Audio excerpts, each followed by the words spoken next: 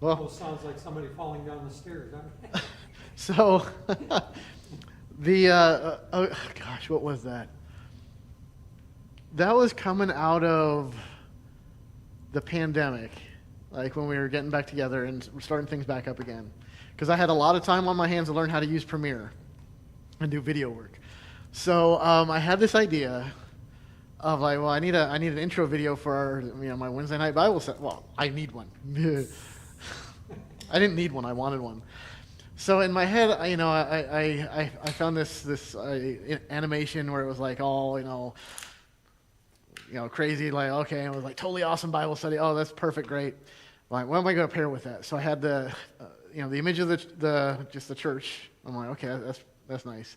But, if I start off with like an organ playing A Mighty Fortress, and then it plays like one little line of it, and the next line comes in a heavy metal version of it. And there's I'm sure it's still a service, a website called, I think, Fiverr.com. The idea is that it's basically like a huge community of people who are selling their services for like, whatever, like $5, $10, $20. And so I found like a whole bunch of people who were like, oh yeah, I can produce any kind of music you want, just in whatever style you want. So I found some guy who was like, hey, he does guitar stuff. And okay, this is what I want. I want like this little line of A Mighty Fortress and heavy metal. I think it was $10. And he gave it. I'm like, this is perfect. So I just spliced them together, and there we go. So you found this guy online? Yeah. You can find anything online, whether you want to or not. If you're really careful, unless you're really careful, you can find anything. Oh gosh. Well, good evening, everybody. Let me bring up there we go. Oh, I see my mom's online. Cool. All right, so we are getting into the good stuff of Hosea was already the first 3 chapters. Oh yeah, you guys missed a whopper. I'm the only one that was here last week to hear all this. Oh, that's right. Wait, no, Riley, yeah. But you guys were. Oh my gosh. Okay, well. You better give him a quick summary. Okay, so the first 3 chapters of Hosea. So, okay, Hosea is a northern kingdom prophet. So this is the divided kingdom, Israel and Judah. He is a prophet to the kingdom of Israel, to the north. The issue that they were having, amongst a lot of issues, is this is like Hosea is prophesying to Israel in the waning years of the kingdom. So he's going to see the king that I think he starts off with is Jeroboam the second, and I believe Hosea is all the way through the final king of Israel before they are exiled by the Assyrians. So things are bad, and basically Hosea is like the last ditch effort to say, turn back to God. But really, and we're going to get into his message tonight. And it's kind of the message is it's not exactly a turn back to God. It's kind of like oh whoops, you're too late. Like it really is more. It is still calling back to God, but a lot more preparation for like, all right, guys, this is what's coming. But the first 3 chapters, poor Hosea. So prophet is called to say something, to deliver a message. But with Hosea, God starts off by saying, hold up, before I tell you what to say, I want you to do something. And basically what God does is he tells Hosea to become a living object lesson for the people of Israel. So he tells him, okay, you're going to go marry a prostitute. She's going to be unfaithful to you. You're going to raise kids that are not yours. And whatever happens, you are to be faithful to her, even though she's not going to be faithful to you at all. Then she has 3 kids, and the implication being that they're likely not Hosea's. And God tells Hosea to name their names. First was Gilgal, right? I think it was Gilgal. No. Oh, Jezreel. Gilgal's tonight. Jezreel, which is a place, a city where had a pretty bad history of a lot of bloodshed and just bad things going on. His daughter that he was named No Mercy, because God is not going to have mercy on his people. And the next son was going to be named Not My People, because God says, you are not my people. So it's pretty bad. And the point that God is making is that I'm not go right. So a lot of what Hosea is going to say, and a lot of what the prophets, when they call Israel or Judah to account for their apostasy, for their idolatry, is framed in terms of spiritual adultery, because God is the groom and the people are his bride, just like in where we have Christ is the bridegroom, the church is his bride. So when the prophets talk about, and Hosea talks about a lot, that the people of Israel are whoring around with other gods. They're basically sleeping around with other gods, and they're being unfaithful to Yahweh. So not content with just telling the people, hey, you're whoring around with other gods, God says, Hosea, you're going to show them what it looks like. So Hosea in this illustration is God, is the faithful one, the one who loves his wife even though she's unfaithful. And his wife, Gomer, is the unfaithful people of Israel. And at one point she even seems to go to run away and follow or to shack up with one of her lovers. And God says, go get her back, bring her into your house and tell her, nope, you're going to be my wife, and this you're going to stay with me. And he has to even buy her back from her lover.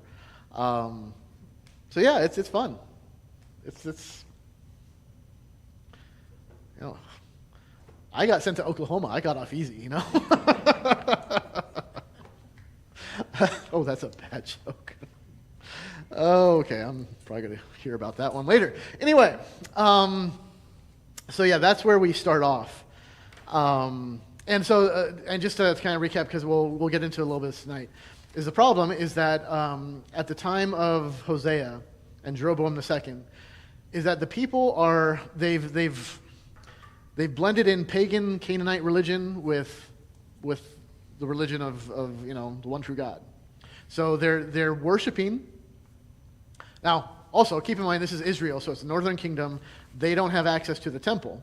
So they have already set up all these high places, these worship spaces, the altars, where God has said, you will not build any altars. The temple is where you bring your sacrifices.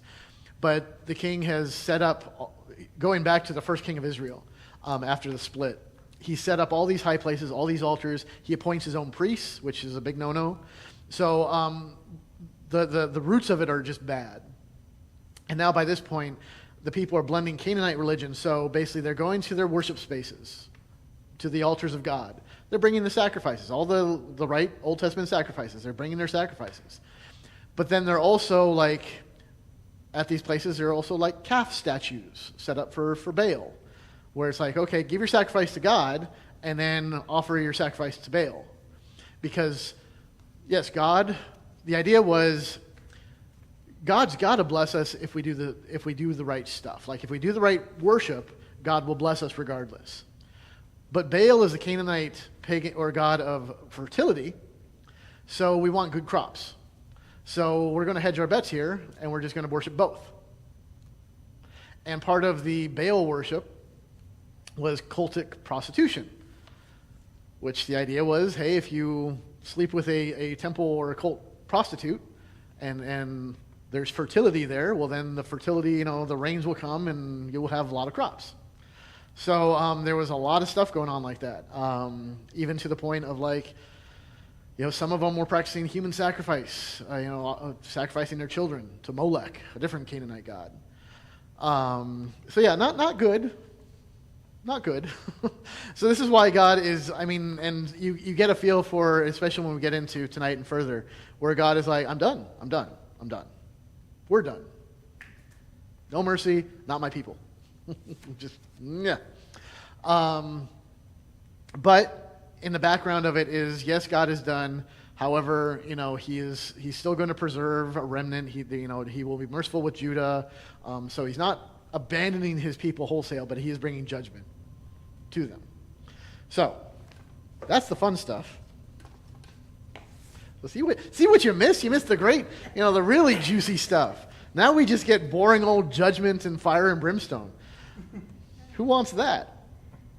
All right, so chapters 1 through 3 are the first part to set the background. Chapters 4 through 14 are like the message. So let's begin with chapter 4, verses 1 through 3. Yes. Hear the word of the Lord, O children of Israel, for the Lord has a controversy with the inhabitants of the land. I would say so.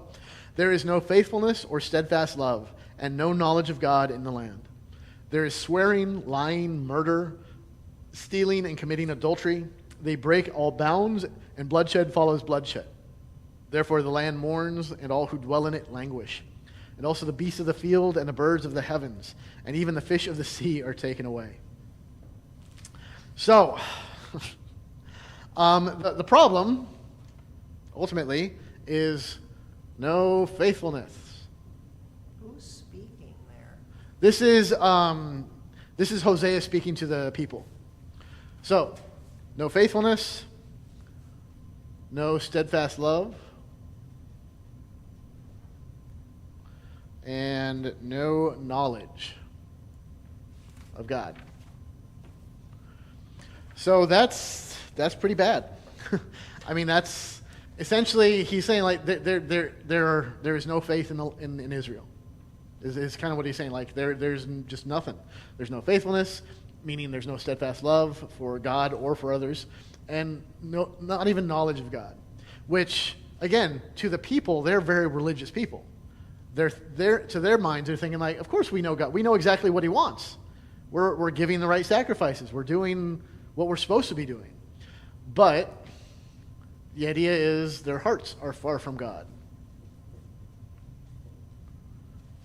So they think they know God, but clearly not. Because, well, baseline, if they knew God, they wouldn't be blending in these pagan religions. Because that just blows away any faithfulness. And then leading from that, so there's swearing, lying, murder, stealing, committing adultery. So he lists all like the sins that are flowing from this. So it's not just, I mean, there's murder, there's adultery, there's nastiness going on, there's bad things happening. They are sinning outwardly in a lot of different ways. But the root of it is this. Because, he's talking to the chosen people, to the people of Israel. This is not a message for the Gentiles. This is not for anybody outside the church, essentially. This is for the people inside the church. So, was there rampant sinning going on outside of Israel and Judah? Absolutely. Of course. Like stealing or swearing, lying, murder, stealing, committing adultery, that was happening everywhere. Okay? But the problem that God is saying, but you are my people. You're supposed to know better. In fact, if they had this, then there wouldn't be as much of that inside the church. Of course, there's always going to be sin inside the church. But at the very least, there would be some steadfast love, so people are looking out for one another, calling each other to repentance. They're looking out for each other. But it's just none of us there. And God's like, I don't see anything. There's nothing here. And to the result that, who mourns? In verse 3. The land mourns.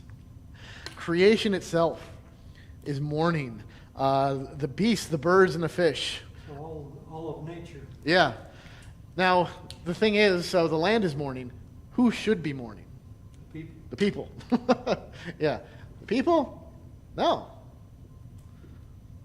They're not mourning. They're thinking, oh, no, everything's fine. This is great. We're doing great. We're very religious people.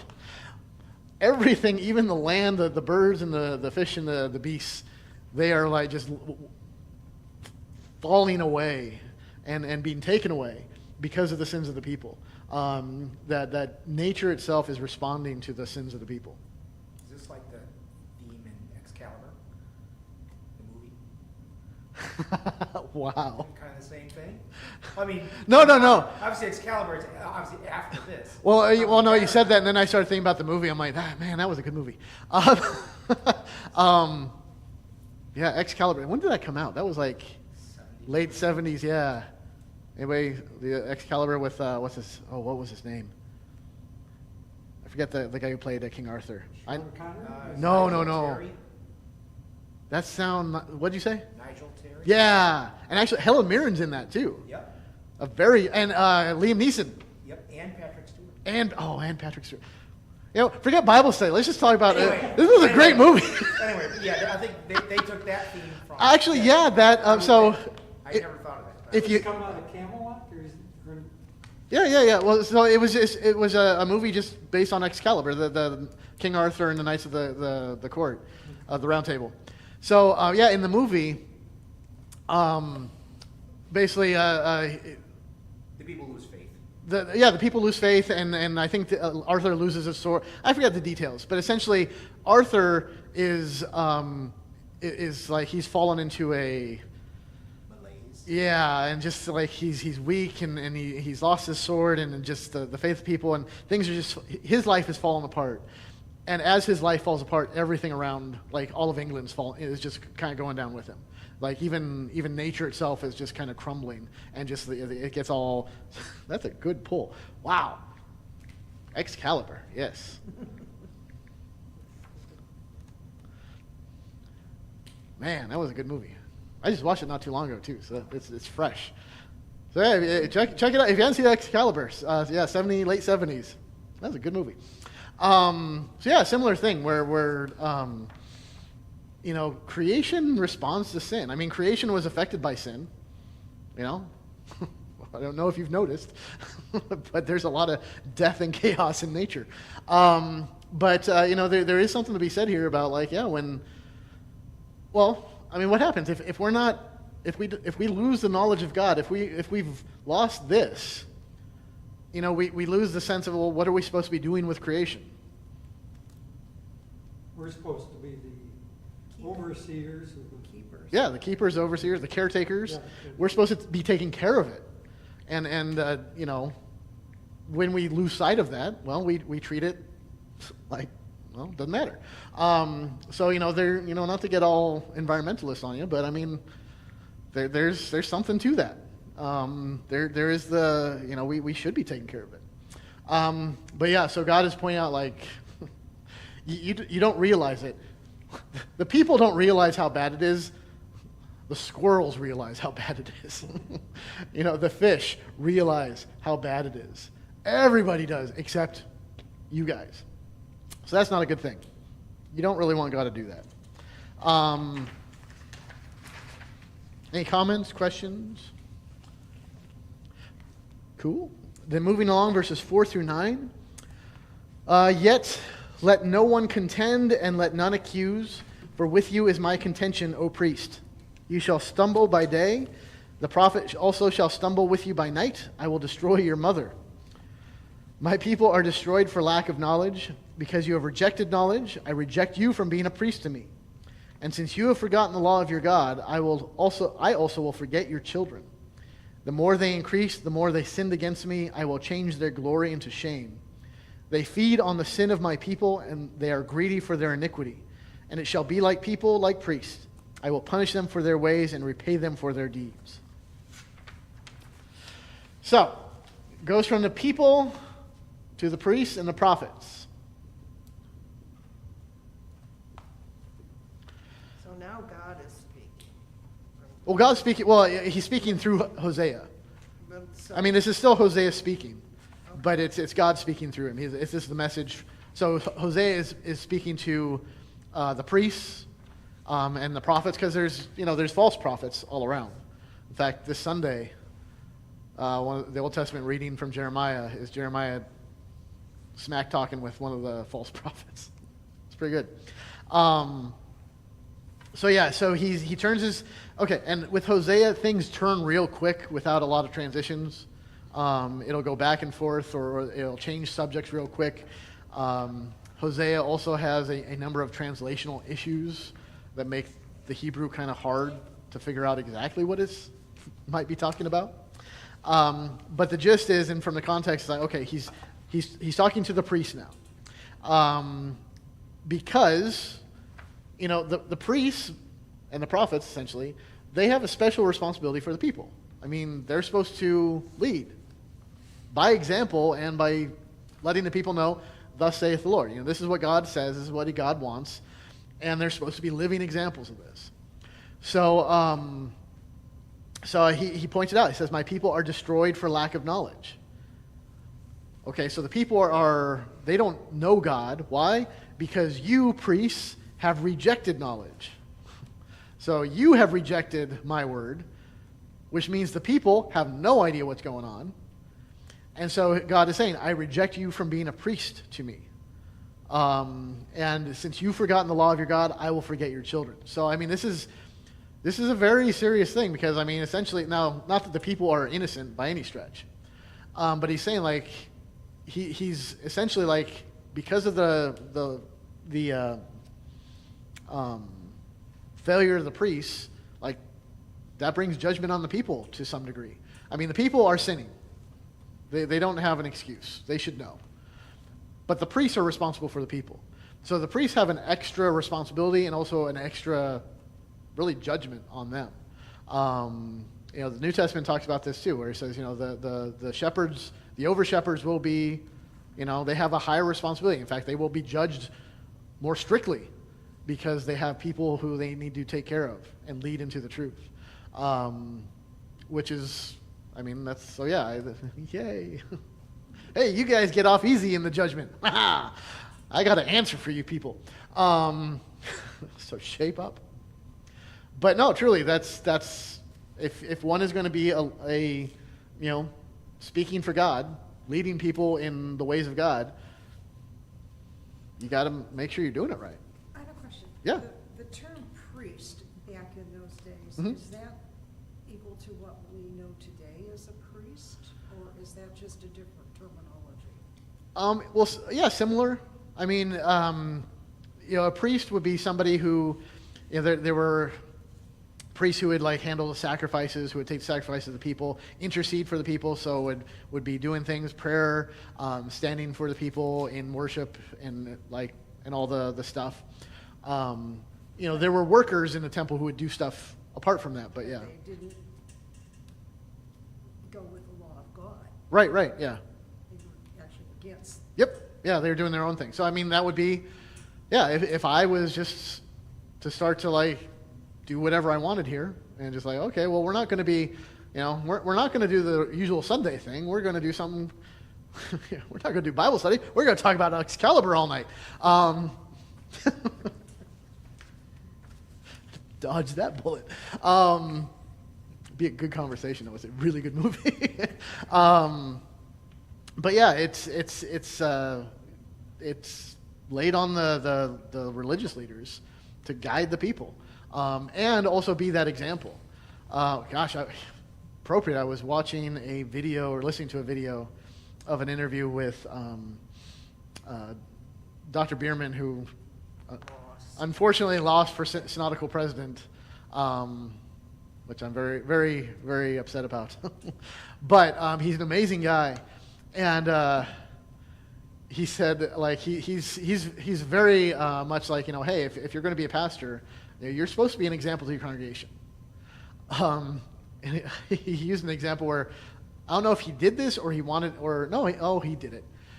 He went to some conference of pastors and said, stand up if you want, if you would be happy with the members of your church, copying your life, living like you live. Nobody stood up.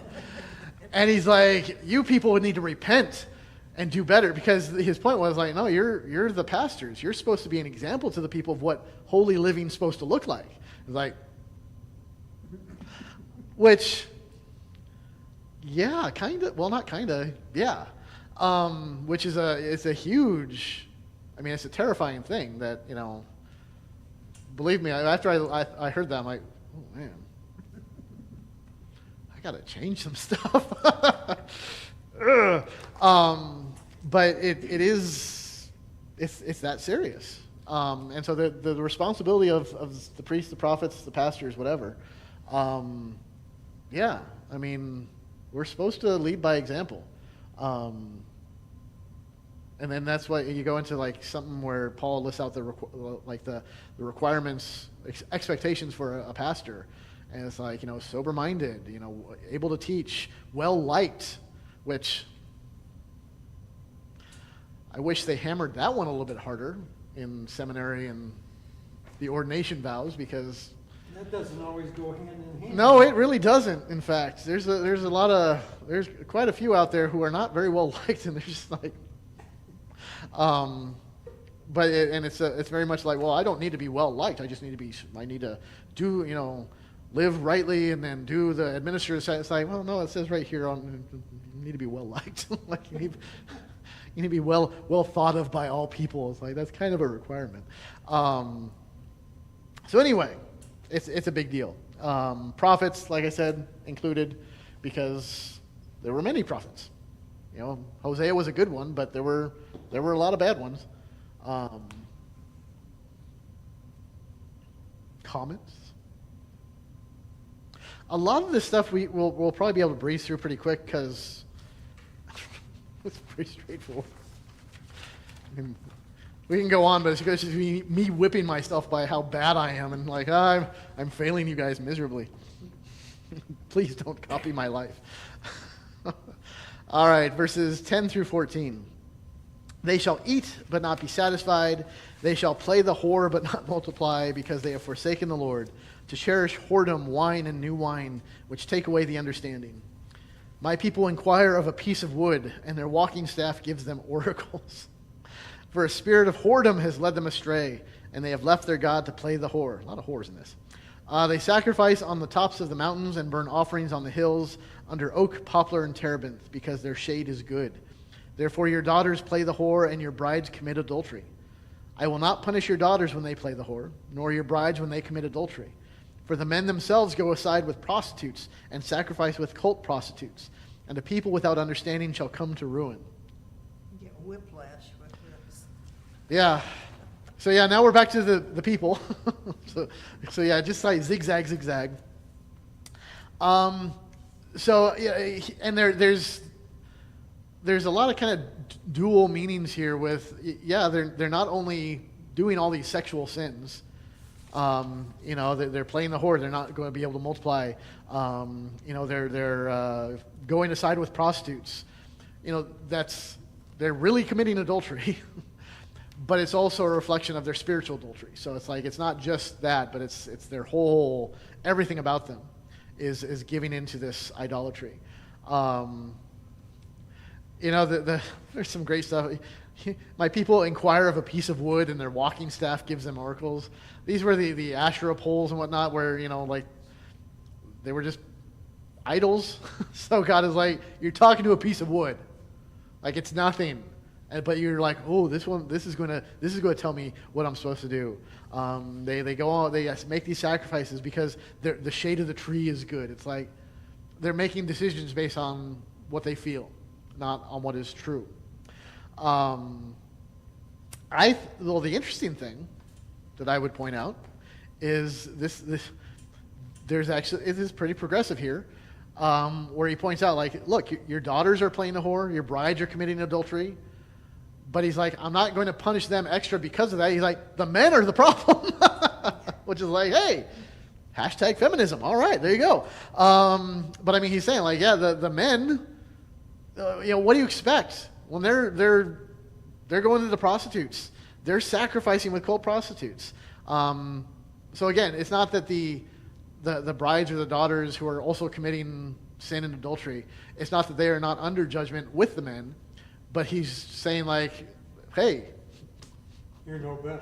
well, not only are you no better, but you're the problem. Yeah, it's because of you. So that holding the men more accountable, which is like, hey, a little bit of Eve is getting a little bit of a reprieve there, where it's like, yeah, the woman you gave me, she ate the fruit, and now he's like, well, where were you, dude? So hey, it's interesting. I don't know. Anything you want to look into there? A lot of talk of whoredom and whatnot. It's always a good night when we talk about whores and prostitutes, right? God love the Old Testament.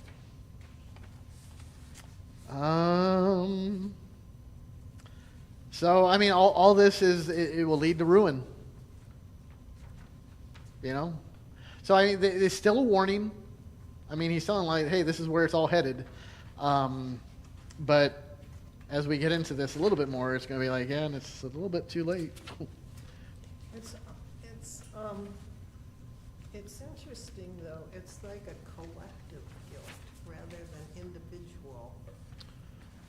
Or, because then when he goes on, he says, so you play the whore, O Israel. He's blaming the entirety of Israel.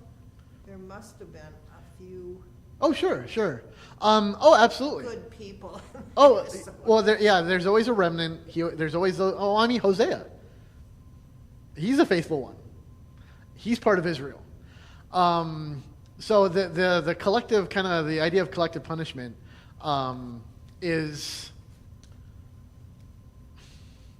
so there's,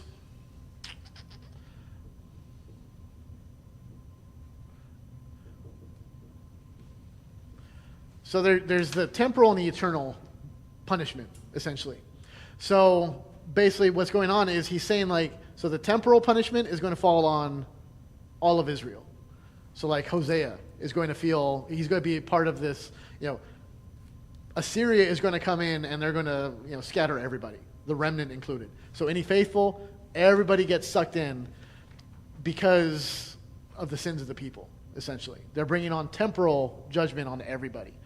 Eternally, though, what he's warning is like, hey, for unfaithful Israel, you're going to be damned. You are choosing damnation. You're choosing to be condemned. But Hosea and whatever remnant believes, believers saved. So we would look at this like with anything that would happen. So if some huge catastrophe befell the United States, no one can imagine that, right? There's no huge catastrophes ever, but if you were to look at it, and if we were to get like an oracle from God, and we knew it was from God, and He was saying like, okay, the U.S., I'm bringing my judgment because I'm upset with all y'all. Your sin has risen up to me, and I'm bringing judgment. I'm bringing this, whoever in to take over. Okay, we're all going to feel this. Even this faithful church body, Ascension Lutheran Church, we're all going to feel it. Eternally, we're secure. We're like, well, yes, there's suffering, and yeah, I might have to endure this on account of somebody else's sin, but I know that doesn't affect my eternal inheritance. I remain faithful even in the face of that. So the faithful oftentimes will get caught up in the judgment of others. That's just it happens. And it happens, I would say, even without the oracle of God. Well, when we have sinful, whatever, I'm trying to move it away from a national thing, because that's just an open doorway to no fun. In a church, okay. So let's say you have a church who they're faithful, by and large. There's got a mixed bag, but by and large, a good church.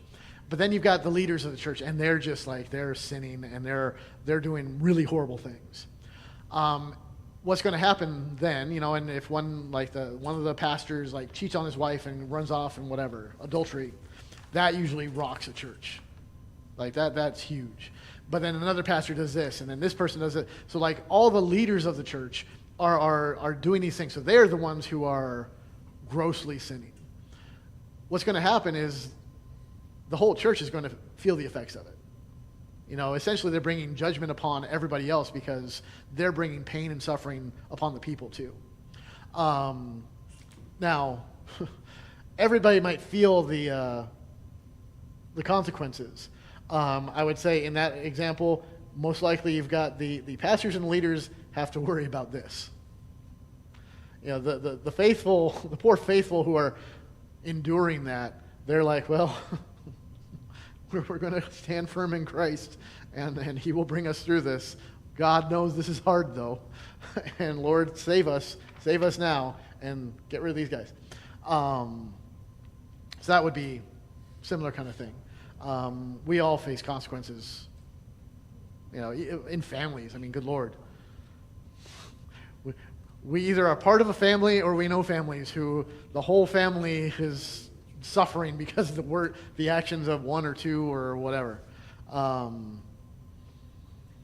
In service, mainly in boot camp, Oh, there you go. if somebody screwed up, they punish the whole platoon. Right. And they do that to make you work as a team. Do you think God does the same thing? That's a good analogy. We await your answer.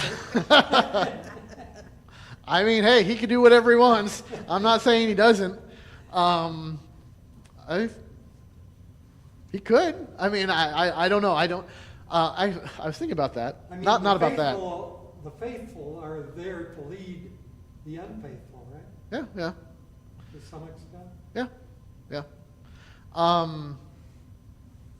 Sounds a little bit like when you stack blocks together into a pyramid, and then you start pulling some of them out. And Oh, the yeah. structure will stay for a while, but it's weakening. Oh, absolutely. Yeah. I don't know what brought the thought, but I was thinking about something along these lines earlier.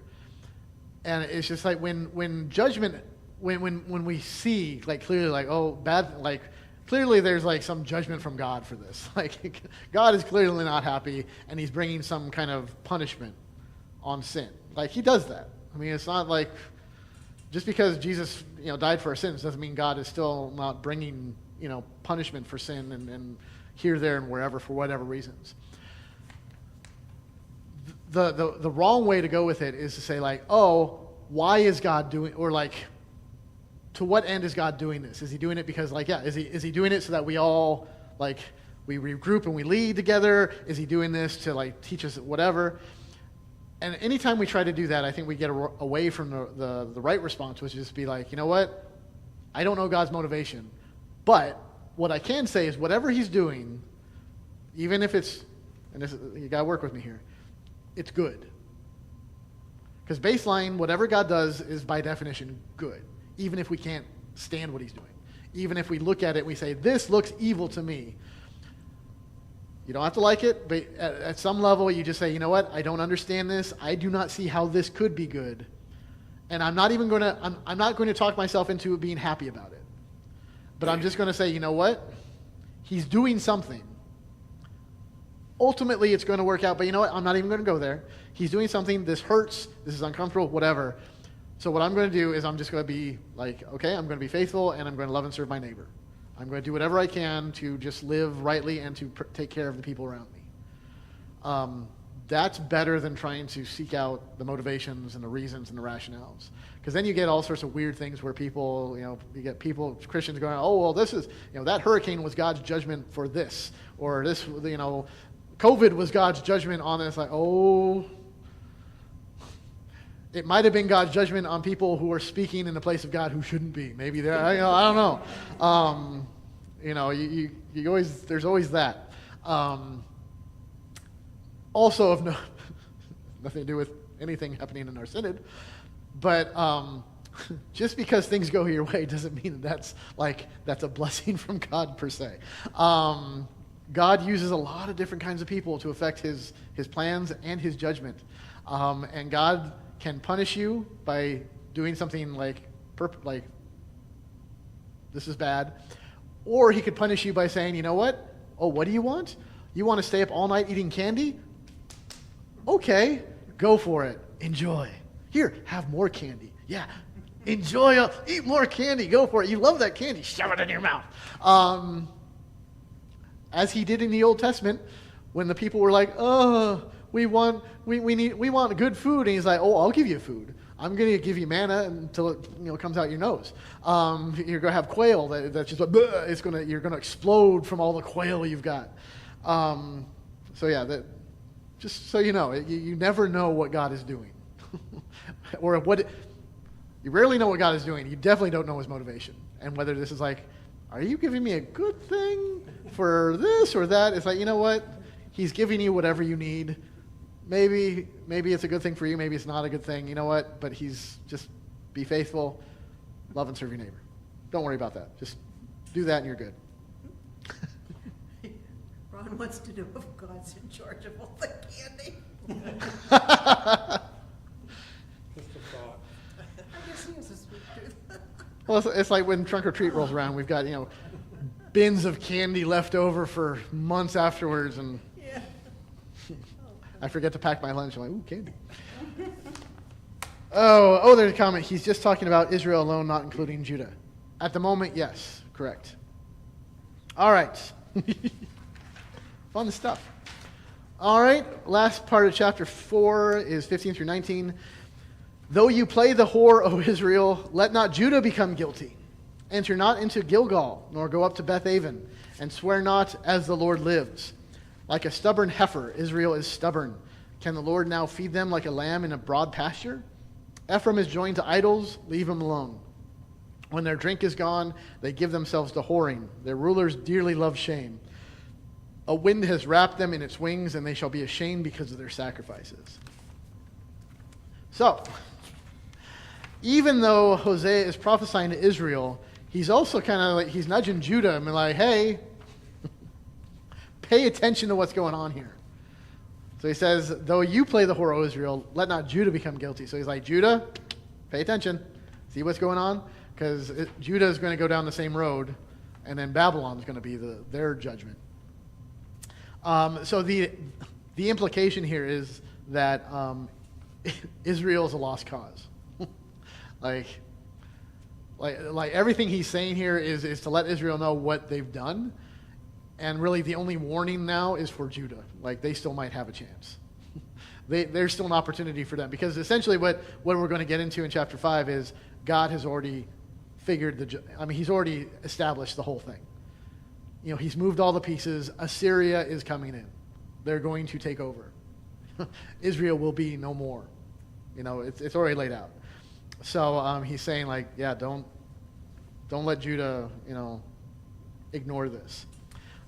Gilgal is the place where when Joshua and the people of Israel came across and they held the first Passover, that was at Gilgal. So, holy place. Enter not into that nice holy place because you don't belong there. Beth-aven is, he's referring to Bethel, which is house of God. Hosea calls it Beth-aven, which means house of wickedness. So basically they've turned the house of God into a house of wickedness. So yeah, not good. And he's just like, yeah, they've joined the idols. They've given themselves over to whoring. They love shame. And okay. They're going to get it. Yay. Happy story. All right. Well, we can finish off chapter 5 because that's just Wait, 2. that- Oh, The spot where he says, can the Lord now feed them like a lamb in a broad pasture, is that like a rhetorical question? yeah. Thrown out He's there? saying like Israel, like a stubborn heifer, Israel is stubborn. So Israel is stubborn. So it's even kind of like, are they even? Can the Lord even do anything for them? Like, is He even able to feed them, like lambs in good pastures? Like, they're so far gone that not even God can help them. Is kind of the idea. Which, obviously, nobody's so far gone that God can't. God can do whatever, right? But just metaphorically speaking, or anecdotal, however you want to say it, this is how bad things are. Like they've gone so far out that it's like there's even a question: can God even do anything with these people? Because they're so stubborn. I understand that. I know stubbornness. Wait to see if Heather comments on that one. All right. Chapter 5, verses 1 through 7.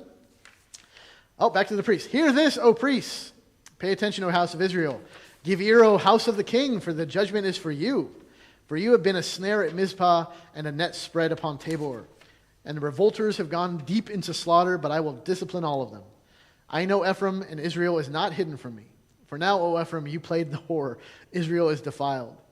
Their deeds do not permit them to return to their God, for the spirit of whoredom is within them, and they know not the Lord. The pride of Israel testifies to his face. Israel and Ephraim shall stumble in his guilt. Judah also shall stumble with them. So here we go. With their flocks and herds they shall go to seek the Lord, but they will not find him. He is withdrawn from them. They have dealt faithlessly with the Lord, for they have borne alien children. Now the new moon shall devour them with their fields. Wow. Yeah, not good. And as you read this, something like, oh, they will seek him, but they won't find him. He is withdrawn from them, which, that usually kind of throws a monkey wrench into like, oh no, God is steadfast. Of course, he never abandons his children, right? But you have to read this as, this is the prophet saying like, this is how bad it is.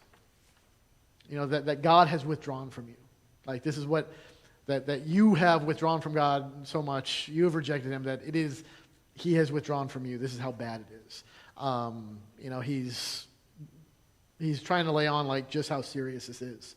Their deeds do not permit them to return to their God. So bad is what they're doing that they're not even allowed, like they're so stuck in this pagan and rejection of God that they can't return to God. Like everything they're doing is preventing them from doing that. It's bad. It's very bad. And this is kind of deals with some of the royalty, the kings. And I think starting with the king, Jeroboam II, all the way through to the end, I think all of them except one were murdered or assassinated. So that's when he says the revolters have gone deep into slaughter. Yeah, they were all killing each other. And it was just not good, not great. So just, what is Mizpah? Mizpah was one of the places. Place? Yes. And the same thing with Tabor? Tabor? Yeah, Mount Tabor. Tabor. Yeah, that was, oh gosh. It was one of the places where they assembled. I want to say when they were making their vows. And what about Ephraim? Somebody correct me. What's that? Ephraim? Oh, Ephraim is another name for Israel. So Israel was comprised of 10 tribes. So you got 10 tribes of Israel, and then the 2 tribes of Judah that makes up the 12 tribes of Israel, right? So, Israel united was 12 tribes, 12 children of Israel, right? So when they came into the land, each tribe got their territory, their own territory. So when it split, the split was you got the 10 tribes to the north and 2 tribes to the south. The south, the most prominent one was Judah. So Judah was what they were called. Ephraim was the most dominant tribe in the northern kingdom.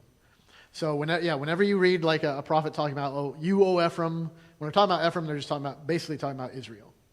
So just as a stand-in. The prominent one. So going back, give me some history. What happened that they split into 2 sections? So you had King David, and he was like the golden age, united, everything was great. Then Solomon, his son. Well, so it starts off with David was not a good dad. He was a man after the heart of God, sure. He was not a good dad. That was a very conflicted family, and he didn't do his kids a lot of favors. So there were family issues. Solomon, his son, becomes king. Okay, builds his temple, and so it's like, wow, okay, awesome. Solomon dies, and Rehoboam, his son, becomes king. Now Rehoboam was not great, and so one of the things that, so if I get this right, I might get my name screwed up. I believe it was Jeroboam the first. Was in a time of Solomon. Jeroboam led a revolt because didn't like that Solomon was like the way he ruled, the taxation, all that good stuff. He kind of led a revolt against Solomon, but it was put down, and Jeroboam had to escape down to Egypt. So he's laying low in Egypt. Solomon dies, and Rehoboam, his son, becomes king. So Jeroboam was like, oh, okay, well, Solomon's dead. I'll come back. All right, let's get back in here. Rehoboam, even though he was initially, I believe initially he considered his dad not a great king because it was like, oh, you're putting too much upon the people. Like you're taxing them too much, which was what Jeroboam was saying. But then Rehoboam kind of doubled down and said like, my father was like, he was hard on the people. I'm going to be even harder. Like I'm really going to squeeze the people. So Jeroboam comes around, and now he's like, what are you doing? And so there's conflict there. And basically there's a split there where Jeroboam and the 10 tribes essentially secede from Israel. And they're like, you know what? We're not going to be a part of your kingdom anymore. We're forming our own thing. So Jeroboam the first becomes the first king of Israel. And then in Judah, they do their thing, and then it's the split. So who led Judah during that same time? Well, Rehoboam... Was it another son? Let me get up the kings of Judah. Timeline. So you have got... Oh, good Lord. I can't even read that. I'm there. It's too small. So yeah, you've got Rehoboam, and then Abijah, his son. You got Asa, Jehoshaphat, Jehoram, Ahaziah, and just you get all the. So you had all of Israel then? that was Judah. Oh, So Jeroboam the first. See, and there was some family dynasties, but then you had a lot of murder and assassinations, and so things got a little bit murky until Jeroboam the second came back around, and then I believe after him, oh gosh, I forget where his family line got axed. I think it was after Zechariah. I don't know. But you were saying that Jeroboam took over Israel. Right, yeah. Okay, that's what I was asking. Who was in charge of the other kingdom? At the time was Rehoboam, Solomon's son, was king of Judah. Okay. It's all the Boams. Okay, there's a Rehoboam and... Rehoboam and Jeroboam. Okay. How are you getting these? How are you getting them confused? Really? It's so obvious. Jeroboam and Rehoboam. well, do Duh. the two kingdoms ever unite again? No. In fact, now that you mention that, here let's we got 6 minutes, and there's just one last section. So here, let me read verses 8 through 15. Hosea 5, 8 through 15. Blow the horn in Gibeah, the trumpet in Ramah. Sound the alarm at Bethaven. We follow you, O Benjamin. Ephraim shall become a desolation in the day of punishment. Among the tribes of Israel I make known what is sure. The princes of Judah have become like those who move the landmark. Upon them I will pour out my wrath like water. Ephraim is oppressed, crushed in judgment, because he was determined to go after filth. But I am like a moth to Ephraim, and like dry rot to the house of Judah. When Ephraim saw his sickness and Judah his wound, then Ephraim went to Assyria and sent to the great king. But he is not able to cure you or heal your wound. For I will be like a lion to Ephraim and like a young lion to the house of Judah. Even I will tear and go away. I will carry off and no one shall rescue. I will return again to my place until they acknowledge their guilt and seek my face, and in their distress earnestly seek me. Yay. So what he's talking about is he's saying, he's talking about the punishment that's going to come. So he's saying like this is what's it's already set. This is what's going to happen. And how it played out was like this. Around 735 BC, you've got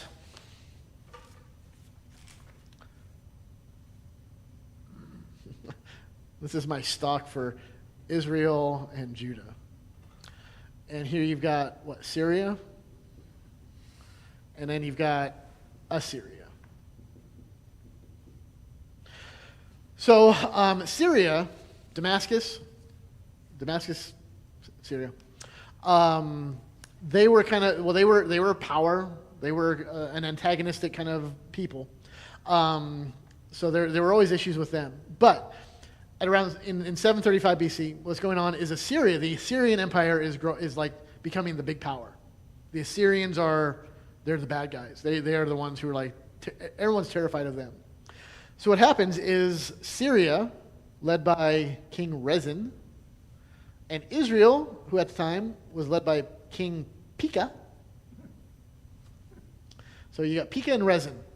And here's the fun thing is because sometimes the Old Testament will refer to like, he's like, oh, Syria and Israel together. Sometimes they'll say Rezin and Pekah because they're the kings. So you got to follow all that stuff. So Assyria is becoming an issue.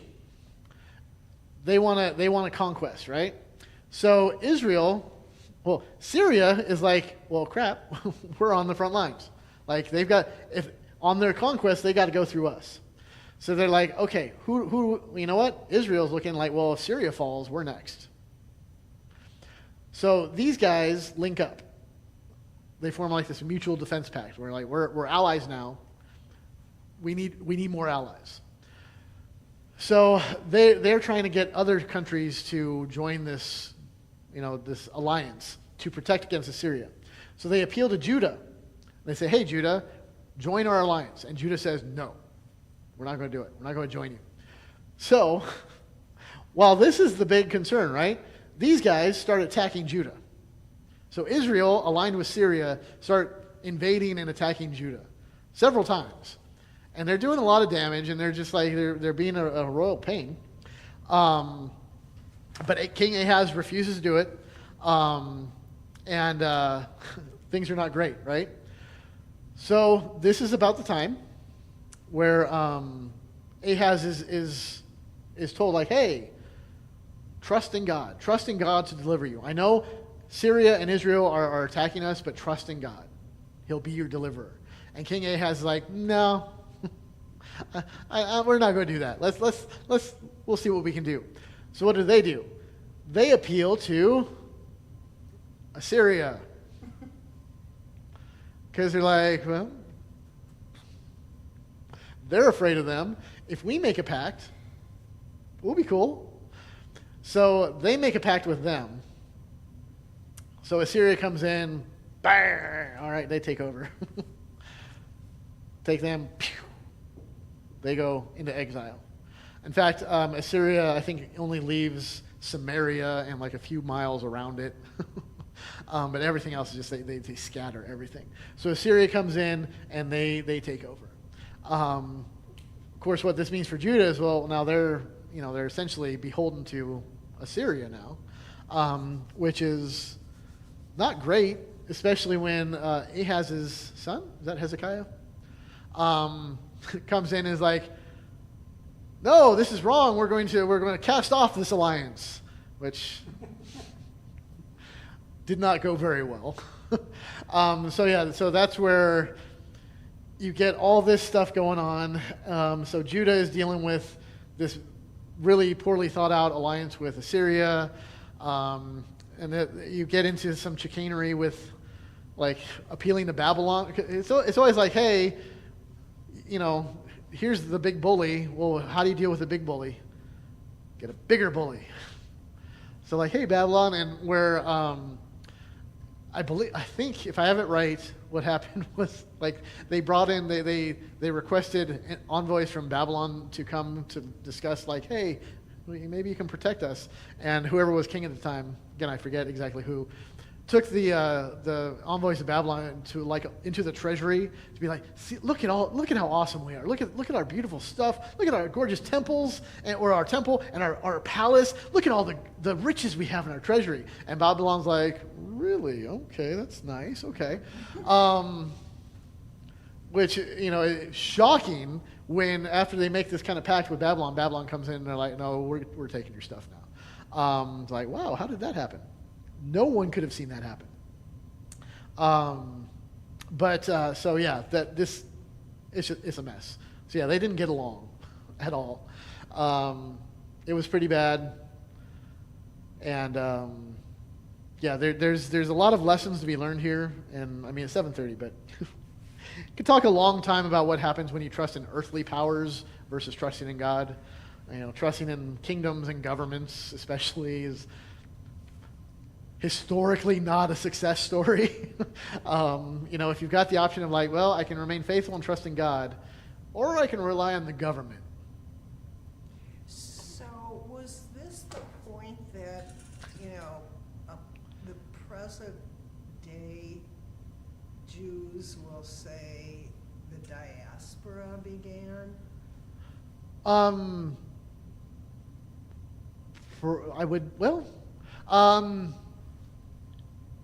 You know, that's a good question because, I mean, I guess that's where one began for this part. You've got Judah, who then is kind of dispersed with Babylon. But then when Persia takes over and then allows the people to return, so basically the Jews come back, the people of Israel come back, and it's mainly, well, this is why we call them Jewish people, why they're Jews. It's because, you know, the people who came back to settle this area after the Babylonian exile were the people of Judah. So they're no longer Israelites. So, yeah, the 10 tribes, those are kind of, you always hear about the lost 10 tribes, because, those 10 tribes were scattered. So, I mean, could you trace your lineage? I mean, I don't know. I mean, I don't know how you would. I'm not an expert on that, so maybe you can. I don't know. But that was kind of dispersed and intermixed. The people of Judah, however, they come back. This is why, you know, by Jesus' time they're referred to as Jews, because they're the people of Judah. And so then you've got, you know, and then you've got powers that take over Rome by the time of Jesus. And then when Rome comes in finally and destroys the temple in 70 AD, that's when the scattering kind of, as I would understand, that's kind of, I think that's the diaspora. I think that's that's the one they refer to. But don't quote me on that.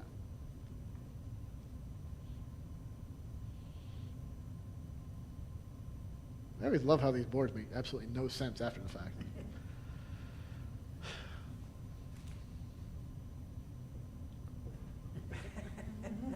It's a good movie. So do you know, is Syria present-day Iran? No, present day Syria. Syria. Yeah. Goes from Syria to Syria. Yeah, so you've got Babylon would be present day Iraq. Okay. Assyria, I think Assyria would correspond to Mesopotamia. That's a place now, right? I know these countries, like, they come into existence and then they go out and then they come back again. I So- do know that I went to school, this was years ago, with a girl who identified herself as Assyrian, you know, when we all Okay. talk about our heritage. Right, And right. she was very clear. She said, I am not Syrian, I am Well, yeah, it's, Assyrian. yes. And It's- I do know, I went to her wedding, and I know there's an Assyrian Orthodox church, Mhm. because that's where it took place, which is very different. So the Assyrian population is very different than the Syrian population. Yes, absolutely. So, let's The see. nations today don't line up necessarily with Right. No, not cleanly. So, The Houthis are in where is Syria. biblical Assyria now? fighting Israel right now. So, Yemen. Huh? Yemen. Yeah, Houthis. Houthis are from Yemen.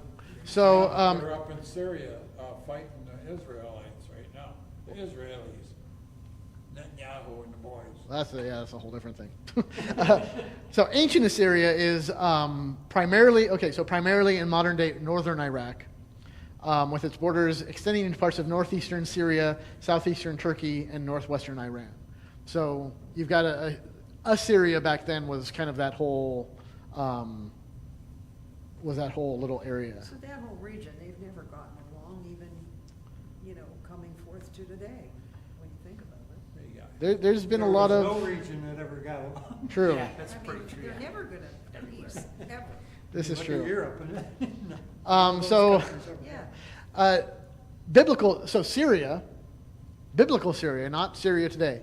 But that covered Syria today, that area, Lebanon, Jordan, Israel, after they kind of took over, and parts of southern Turkey. So they were kind of, Syria was kind of here. Assyria, you've got more, extending a bigger region that way. Where is Mesopotamia anyway? Correct. Okay, They got factions And in there and like. Babylon, where does that go? that was Iraq. That was Iran? Iraq. Hezbollah Babylon. and, Baby they're names. I don't up want in baby names. Syria right now fighting too. Fighting Israel. They're all. I will tell you right now, my geography, if you can't tell, is horrible. C minus. So yeah, ancient Babylon, modern day Iraq. Historic region of Mesopotamia, approximately 55 miles south of Baghdad.